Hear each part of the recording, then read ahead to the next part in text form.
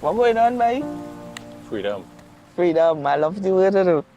Freedom. Finally meet there in Yeah, the but flesh. it's a blessing. It's a blessing to see you. Yeah. You know, because I know the story. But this is more or less a little interview. I really want to call it an interview, just two brothers reasoning, you know, talking to bring awareness to help who we could help.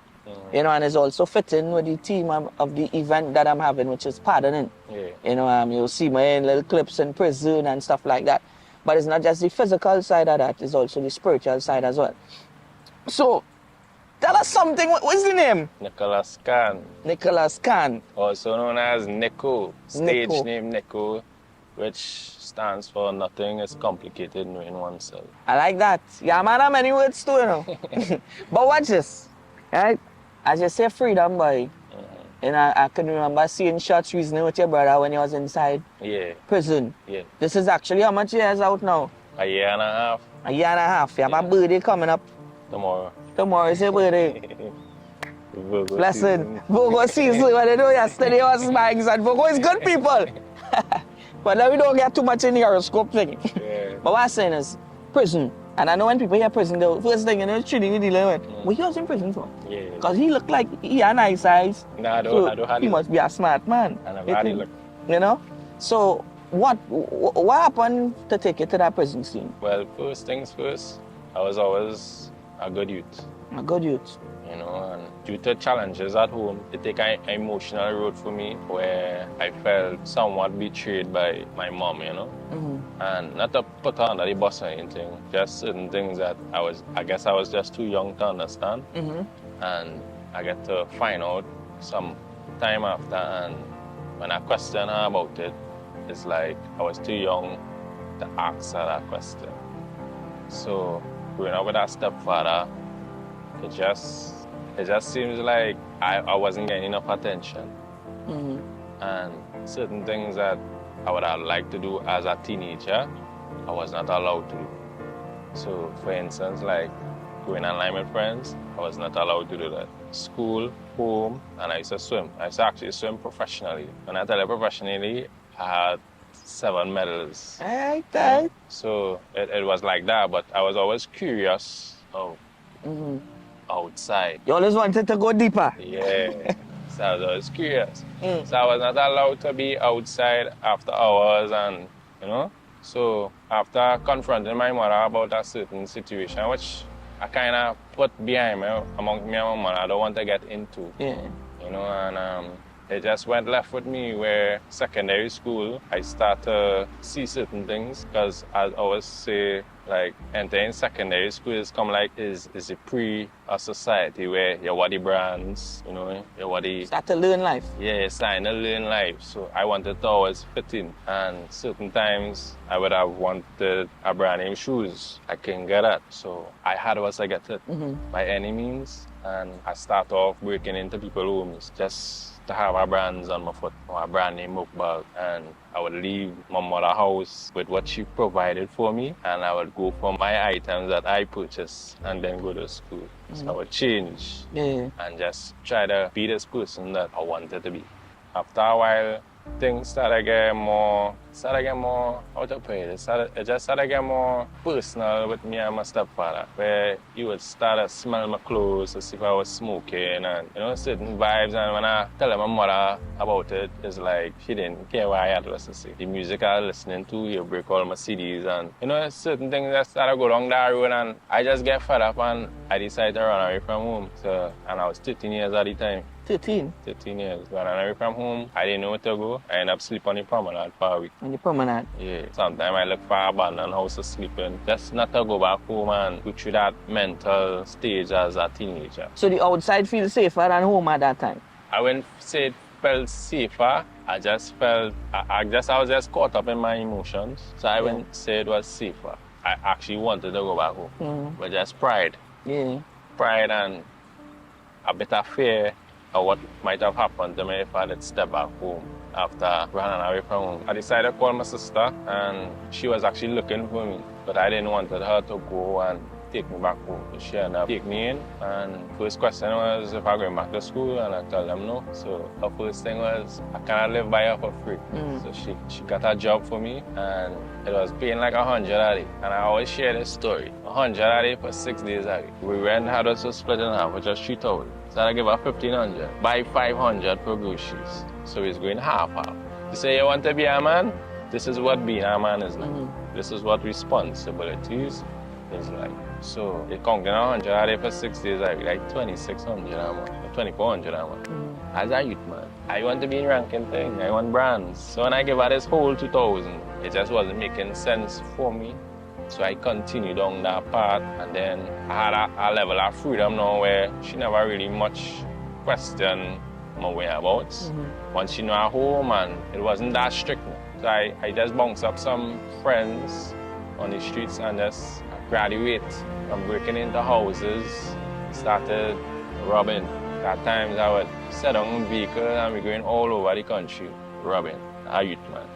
So the older guys used to take advantage of that because I'm young. People not, even today now, people doesn't look at me as a threat. You can understand what I mean? So the older guys using you? Yeah, basically. So started robbing and then started getting myself involved in drugs. And I mean drugs, I mean going overseas. Penny? Yeah, and that was my first time I ever get a case. I was returning from Venezuela and I was arrested for diamond rock. I was the youngest person on the vessel. I was 16 years at the time. And Coast Guard ended up intercept the vessel and I was found with 4 kilos of cocaine on the vessel. I was 16 years old at the time. And within that time, I ended up get signed bail. I got locked up on Friday. I get bail the Monday due to the fact that I was a minor. Yeah, first offense, minor. You know? So at that time, I also go back to court next 10 days. And within going back to court, I was arrested for murder. Now the murder happened before the cocaine case. Yeah. So I was running, I was actually hot. So I went on a robbery and a guy was accidentally killed. You went on a robbery and accidentally killed a guy? Yeah, a man was accidentally killed. And I was then arrested when I got locked up for the drugs. So when I went to court, fingerprints traced back, you know. So me thinking to myself, well, the police not on me, going back to court, and I was waiting on me. And I never see the outside world after that. So, as they say, when the darkness does come to light, you know? As I was saying, 99 days for thief, 1 day for the police. Yeah. And that 1 day could put you away for how much days? How much days did you On my days, I spent 15 years. 15 years. I was reading an article and they break it down. I think they say 5,000 and how much? 600 and something days. When I checked my days, it was like 7,000. 7,000 days away from your family. Yeah. So, in prison for murder now. YTC. YTC, because you're still a minor. Yeah, I was still a minor. What you tell them youths them? Give me a little explanation of how that would have been for you. Well, my first, it was not my first encounter with the law. It was just my first time seeing prison. Like I get several station lockup. Yeah. First time, yeah. I just never get charged. So my first encounter in YTC, after the magistrate told me no bail because it was a capital offense, I was sent to YTC and first time dealing with officers. So they go through the procedure where you'll be strip search and all that was new to me. It was also something I was uncomfortable with, you know. And I was like, as the first day because they wanted me to take off all my clothes and I had nothing on my person, but you know, that is just prison culture basically. People are shy all kind of things to smuggle all kind of things in the prison. So me unaware of certain things, I was just unfamiliar with that. And yeah, entering YTC, I was just fortunate enough to know a lot of youths my age who was in YTC. So when I went YTC, I saw persons I was familiar with. Who in the crime? Who in crime. Who in that network, Who as in you that say? network. So it have a saying, one saying YTC and somebody who have like a play in jail, they are district. So I see persons from Diego Martin, they're in the district, or they can't touch it. But I would have saw certain advantage going on at that time. Now things change now. But in my time, it was level advantage. They talk about when they enter YTC, they're from South, they can end up in a tongue man dormitory and they get licks. And now one man beating her is a whole dormitory. The reason why, if one man beat her, officer will still come and beat everybody. So you know what my mentality is? Better we just beat you one time because you're gonna get licks or something and done. Yeah. You understand? So I would have saw that. You go for your family come to visit you, your mother buy little items for you, groceries for you, a man will take that. You have nice shoes, a man will take that. I perhaps saw guys go through those type of things. I never go through it because I was always a rebellious person. Like I fought with a guy. The first night I ended up in prison, they try to like the bully thing, the bully quality, and they see where you're at. Right. So if they can manage. And they confine me. Because when they're charged for a capital offense, they do not put you in the population. They put you on a confinement for 3 months. So top zero. So I was under confinement. And in confinement here is where all the troublemakers is. They are away from the population. They call it solitary confinement. So guys down they try to test me. And knowing why is I had to defend myself by force. So that was dying content in YTC, and that was short because I only spent 3 months there because not too long I had turned 18 years. So from YTC the transition, big jail now. Yeah, big jail, you know. You move from the aquarium to the ocean. Well, I'm going to tell you a story, you know. This is why I'm about to share, not to discriminate anybody's beliefs or religion. So just out of curiosity, and this is something most men I know have done and still going on is an ongoing thing. So leave from YTC, don't know nothing about big prison. It's a different culture. So in the court, after the marriage that Jay met to big prison, I would ask the guys, what up they like, what jail like? Because I don't know. You know? And the first thing a guy would tell me is, again, is not to discriminate anybody religion, the Muslims on the jail. That's what a guy tell me. So upon reaching reception, they take my description, they will ask you, what is your religion? So me, you know, I say Muslim, because I don't know what to expect. I hear all these stories while I'm in YTC, you understand? Yeah. And I don't know. They're looking to sign in for safety. And I not like YTC, where I know one or two guys, I actually don't know who they are. So that was transpired, and I do that for like 2 years, portraying this image of someone who I'm not. You know? And just following suit what person would do, like for the press session, I don't know what transpiring, so when I'm going, I'll go down. So I would practice that for like 2 years, and there's a day I just sat down in my cell and say, Jaron, I can't be saying a prayer and not connecting. You know? And that was a moment where I stopped fooling myself, basically. You understand? And started stop practicing. And during that 2 years, you know, something happened to me. I started to follow the wrong influence. I started to adapt jail culture where I almost lost my life in prison. How somewhere to some people. Yeah, I almost lost my life. I wake up in a hospital and I look for that because I become a bully. Because all the friends I had, there was no more. My mother could only afford to see me once a month. And in prison, it's very expensive. Yeah. So that time my mother would come and see me once a month, and I had no soap the second week after she visited.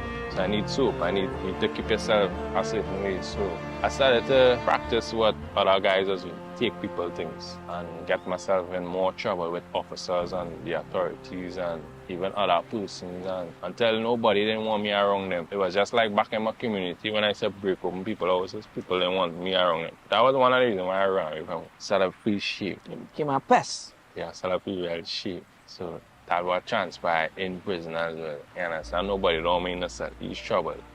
Officers will be coming by me right through this man in trouble with all this man. Till they had me by myself. So it was a day I don't know this guy from nowhere. See this guy now get locked up and started search him down and he tried to retaliate, and he realized I have a certain influence around me, so he never fight back. So when he reached back in the prison, you know, I beat him, and while beating, you know, I just hear in footsteps. I went in there and those footsteps, you know. The man went with 2 other guys, and all I hear is look him there.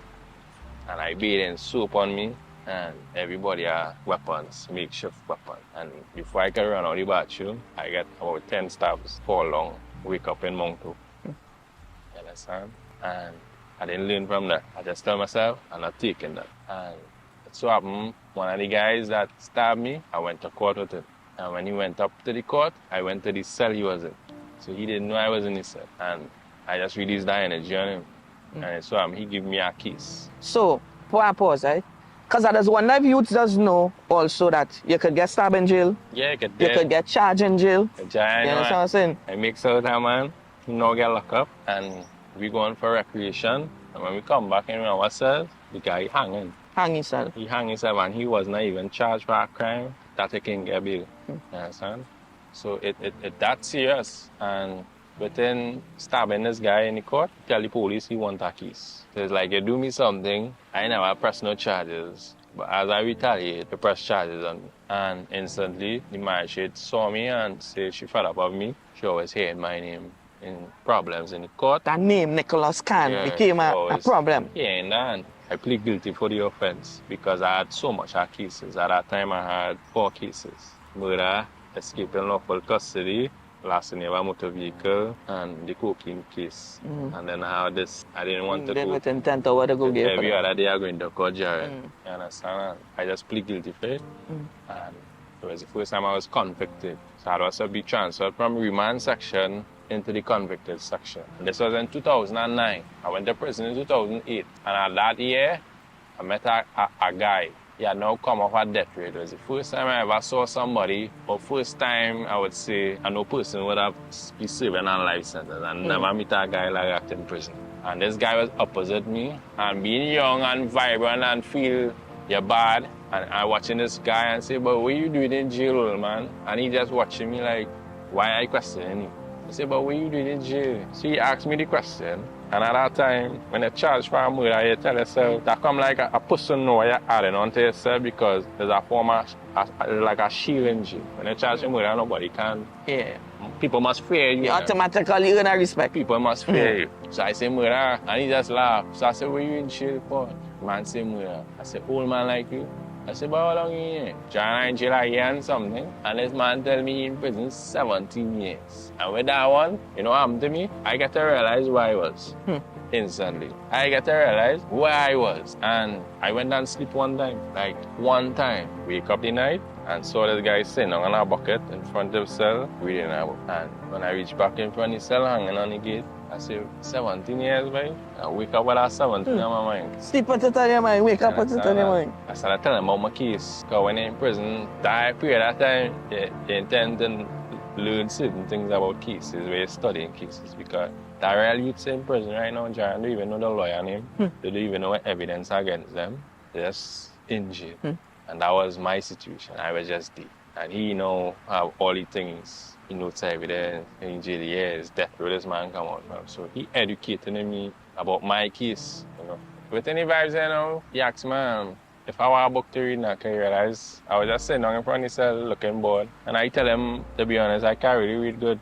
And the man still scuffled through the box and sent a book for me. It was a book by James Patterson. I will never forget that book. He said, this is an easy read. Where you don't know, I will help you. You're not stupid, you. Where you don't know, I will help you. You have all the time anyway. That was the man exact words. You have all the time anyway. And from there, I started practice to read, and certain time you have my breaking up words, and from there I started pick up reading and sell like a book every day to read. Started reading, a man in jail teach me how to read. Teach me how to read the Bible, you know. And it was a book I find, can't remember how I find this book. Somebody want me give me this book. It was a book by Tupac Shakur. Now when people hear Tupac Shakur, they hear gangster rap, but it was a soft side of Tupac. It was actually a poem book, A Rose That Grew From Conk. And that's the title of the name kind of attract me to it, apart from Tupac writing the book. And fall in love with poetry.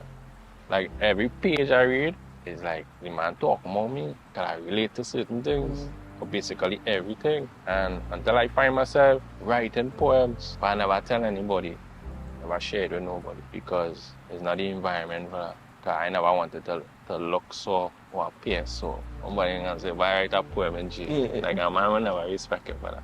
And my time finished where I was doing the time for the assault on the other inmate. So I went back to the remand and the cemetery had a front cell and contraband had now take over the prison. I can afford a phone in prison and his men realizing I was reading a book because I had nothing to do. Men on the phone talking to the family, you know. I don't ask somebody if I call because when you take a man phone in jail, you're obligated to. Once you use a man phone in jail, you have to get a phone card. You can be called who, it could be a minute.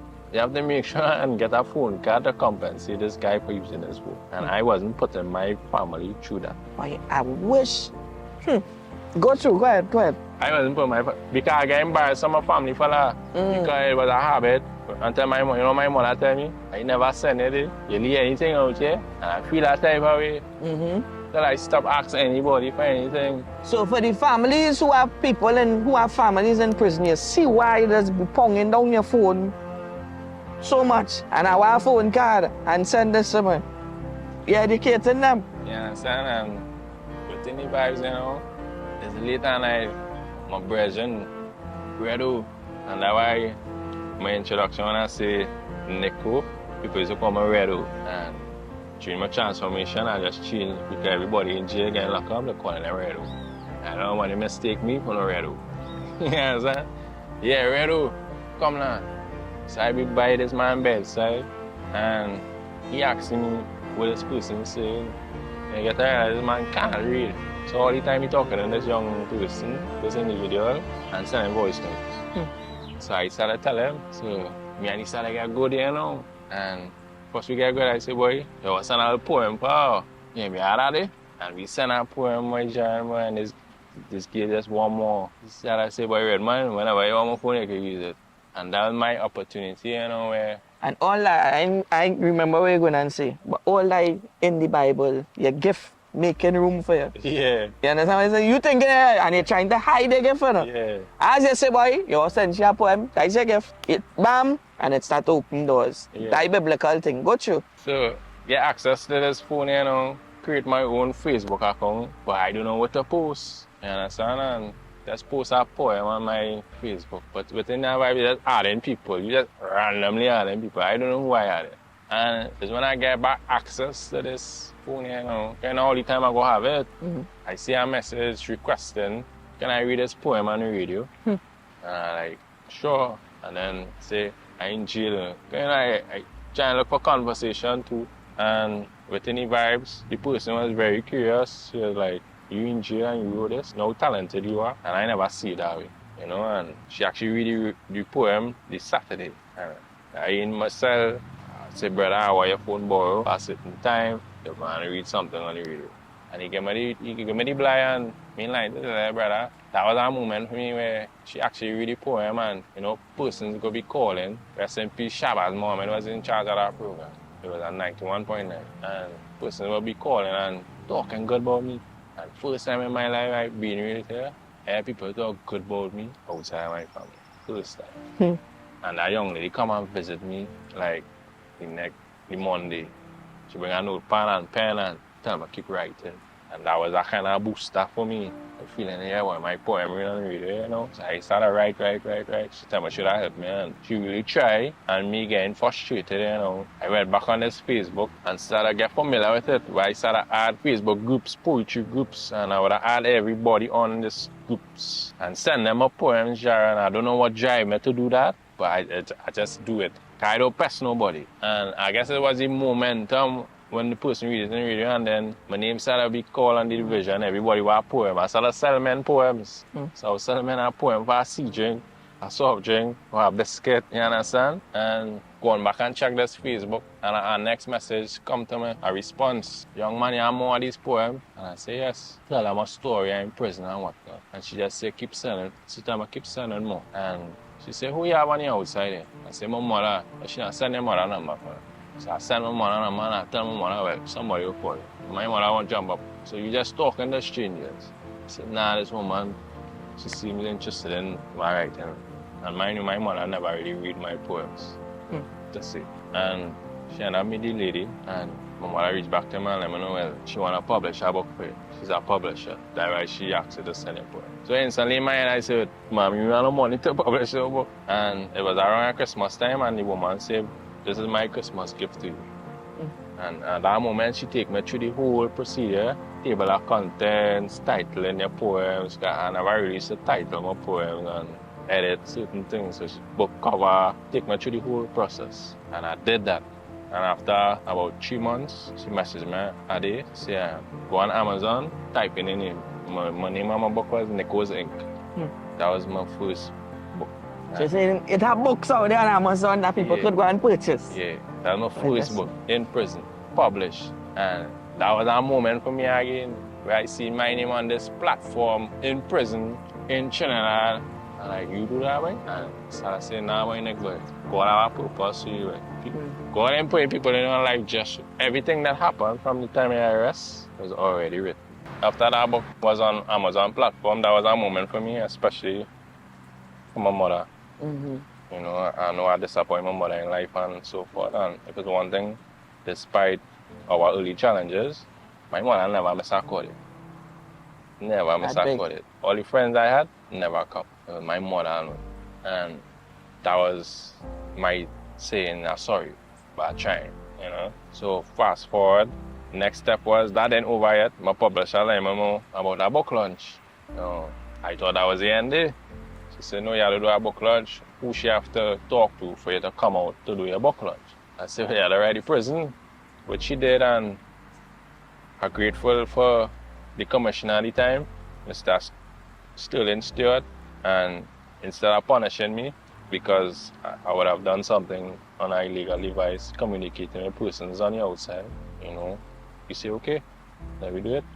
And it was the first ever book launch in Trinidad coming from a person in prison. And that was a moment for me as well, because I never had so much person in the room come to see me, come to see what I have done and what I have accomplished, and I don't know.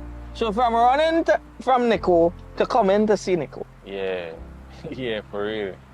You understand? And that was a moment for me because it had students from my lad who would have been there, who would have read the book, and they gave their testimony and what the book done to them, and it reminded me of the book I read from Tupac and what it had done for me. You know? So, you know, from there I realized, well, have an impact on them, you know? And Jaron, in my life, I spent thousands of dollars, play with money, see money, do all kind of things with money. And that book launch, I had 100 books. Each book sold for $100. And them books sell out in less than 5 minutes. That's a blessing.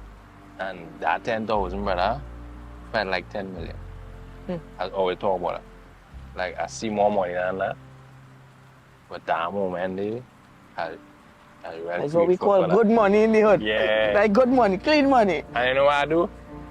My brother, I now finish school. And I say, you know what? Because at that time, I now focusing on my next movie, and I want to do more. I said, I get hungry, you know? So I started study other persons that I look up to in a sense. So like Nipsey Hussle, who passed away. Him and his brother had a clothing line called Crenshaw. And his story had an impact on me, where the clothing, they would have sell out at trunks. They used to get run from the owners, or were they selling in front, and years later they come back and buy the whole building. So that was an inspiration to me. And I say, you know what? When I buy a machine, I'm going to print jerseys. Because he was going to look for a job. So I always had the mentality, be your own boss. And that's what we do. Started Dreamstar Branding. Big printing. Yeah. Big printing company. That is also where Jesus should start as well. Yeah, between Princeps and Dreamstar. So much blessings to that. You know, and that was me just a change my mindset now completely. Like I want to do more good, and then I getting myself involved in spoken word, something I never knew about. I was actually invited by the prison because they had an event and they wanted me to do a poem because by that time I was the biggest poet in the jail, and I went and do a poem which put into a spoken word. There was a chance where they wanted to see what I wrote, and I was never comfortable with persons seeing my work. So I present my work, but I didn't perform that work. So I just memorized what I had in my head, because I didn't go on the podium with no people on it. And that was the first time I ever performed a spoken word. And the whole prison just rocked. Marshall Montana was in the audience, and Young Chi, everybody. And that when I met Dr. Baz Joyce Singer. I will tell about Dr. Baz later. I met her. And then I was invited that same day to perform in the First Citizen Bank National Poetry Slam. And which I did. I was the first ever person from in prison to perform I remember watching that. At those competitions. Performed there 3 times, and then I published my second book called Trials and Triumphs. It was a moment for me as well. I now decided to plead guilty for my charge. So a moment for me was I was saying I was innocent, and I wasn't innocent. And 10 years had passed. I lost a brother who grew up in the States, and I lost my grandmother. And I had a brother in my cell, he now lost his mother. And I saying, boy, people perishing, man. I need to go home. Because you can't even go to a funeral in there. No. And even if you do go to a funeral, you go in handcuffs. You can't really, So I started to talk to God and say, God, I want a trial. Judge telling me my case too fresh. Because it have a backlog in the system, but it have persons in prison 15, 20 years waiting on a trial. I was waiting 10 years. And at a moment where the prosecution ready, my lawyer ready, and the judge turned to say, this is a 2008 matter. We in 2016, Jaron. This is a 2008 matter. I need a fresh, this case to fresh him. And that break me down, because I waiting for that moment to start, and then I started to talk to God and say, God, is I want me? And some say, the truth shall set you free. Truth shall set you free. And I went to court. I tell my lawyer, I'll plead guilty. Yeah, what do you mean? I said, I'll plead guilty. Him know it. I said, nah, I'll plead guilty. And then he come down in the docks. I said, talk to me. I said, to be quite honest with you, I really do this crime. And he just watch me. Which was the murder? Yeah. So I really do this crime. And I want to plead guilty. He said, sure? I say, hey, you can get a life sentence for that. I pause, say I will plead guilty. Still give my room. We are journey matter. The 3 months, he said, when I come back to court, to make up your mind. If you change your mind, just give me a signal. Because he didn't want that for me. Jaron, when I went to court, you watching me, say I will plead guilty. My mind never changed, and my family didn't want me to plead guilty. Because when I hear guilty, you go hear well. Yeah, because it's murder. Yeah. So as he says, it's life. You understand? So nobody didn't want that for me.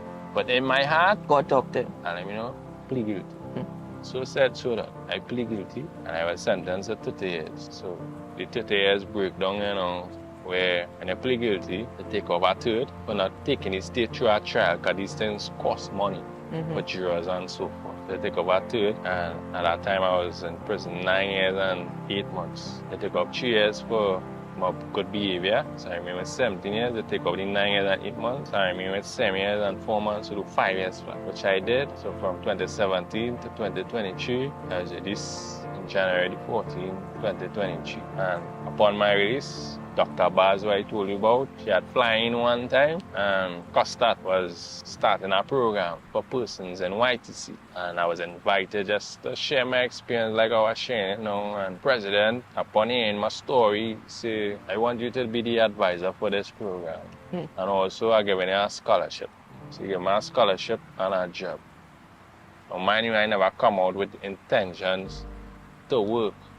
The reason why I started the clothing brand, because I already knew nobody not going to hire me. I have 5 convictions. So apart from just that 2 convictions, I talk about that 5. You understand? So I already had a mindset I'm going to work for myself and help my brother build the business. And so when I heard about this program, I said there's something bigger than me.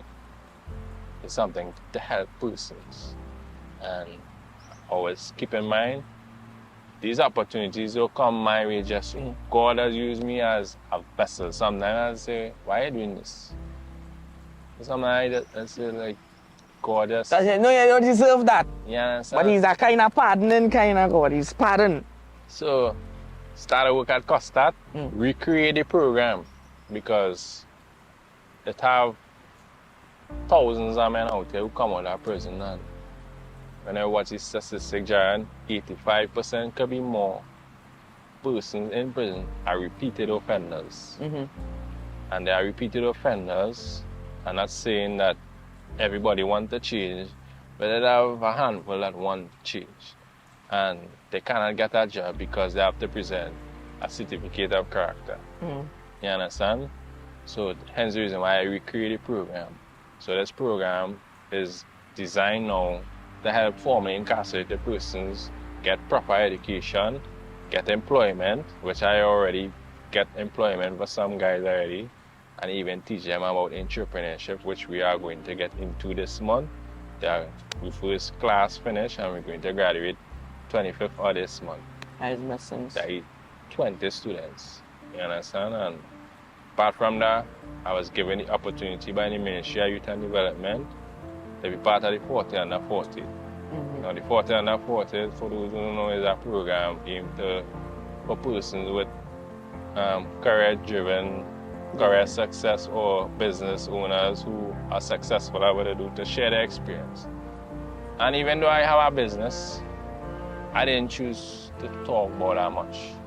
I choose to share my experience with the youths because I felt as though it is more needed to them to share my experience. One thing somebody always tell me, don't ever rub the youths my experience. So I went on to share my experience with the youths and tell them I drop out of school. This is what happened to me. And don't tell yourself, why I do in prison, you could do that too. Or you're gonna come on like me, you're not. Yeah, you mightn't get out that. You understand? You're not. My situation was just different. God was with me. So it got a little dark, and I must say this was really a blessing, you know, and I pray that it educate youths. You know, I pray that it could be used as a tool where a mommy whose son gave in trouble, or, you know, could say, hey, look at this story with this young man and it was similar to yours. But not to cut you off, but my story take me to South Africa in March this year. I came back from Brazil last week. Because I'm in the airport traveling. I'm going to Panama. I'm going to Jamaica in a month to do the same work. So, something where you say that stood out to me, and I think this is a good place to wrap it up here. You say that in prison you used to write poems for people for a soft drink or for biscuit or whatever. And something I say, sometimes your gift could be limited to your location. You know? Because I've been in that environment, that was your value. Or that is how they value you. But now God come and do a big thing in your life and see what's going on. As we say with the story in the Bible with Joseph, from prison to palace. Yeah, prison to palace. So watch what Jesus could do, watch what God do in your life. And as you're saying, we go wrap up here. You just do spoken word, you just do poem. I have an event coming up here, September the 23rd. I don't know if you hear about it, but I feel like when you do a spoken word or a poem, you have to do something in the event. Yeah, pardoning. The pardoning, I like how you talk. So you had to give me something, and I'm looking forward to that, but hey. Now we'll get people something, because I always use my story as Jonah anyway. I was in the belly of the beast. You was in the belly of the beast. Yeah, I like that. I like that. But God could still use you no matter what, brother. Love you. Nicholas Khan, that is no longer a name. Though it was in prison and he was in prison, God is doing great things in your life, and I pray that you continue to walk on the right path. I pray many more open doors and blessings in Jesus' name, that the world will hear your story. Blessings, my brother. Done.